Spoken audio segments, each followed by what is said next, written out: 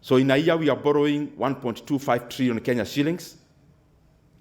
And by the way, last year, government went against the law and overborrowed more than it had been budgeted. Because we had budgeted as a country to borrow around 1 trillion Kenya shillings.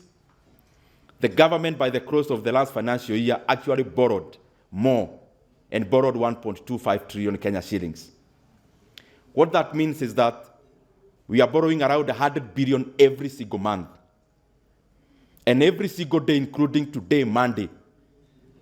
By tomorrow morning, the country will have borrowed 3.5 billion every single day. And therefore, every hour we are talking about around 140 million shillings every hour. So we've been here for 2 hours. So we borrowed that much. And, many times I think we need to sober up as a country. Because if you don't sober up, the economy will force us to sober up. And when the economy forces us to sober up, it will not be very easy, like giving a speech as I'm doing today. The ramifications will be dire. Maybe what we need to do is to take some of the people from the National Treasury for a benchmarking trip to Ghana, and they interact with real people, not the economy. Many times you talk about jargons, GDP and the rest. You now go and interact with a pensioner in Ghana. Interact with a person who had bought government instruments in Ghana, who, after they borrowed too much, they had to call borrowers in a round table and tell them, guys, listen, I know I owe you 1 million shillings, but from today I am the sovereign. I owe you only 700.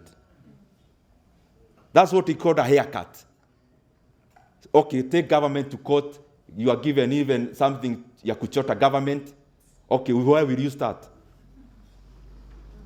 Getting a GK vehicle on the road, or where? You see, some of these things, they seem like superlatives, but they are real. The government tells you, you're a pensioner, I owe you this much. But from today, you are taking a haircut of 30%. Haircut means I'm cutting. Not postponing, cutting. Forget everything else, me, I owe you this. That is where Ghana ended. And when you hear us talking about debt, it is because if we reach there, it is catastrophic. And it would affect everyone. And it will affect all the facets of our economy.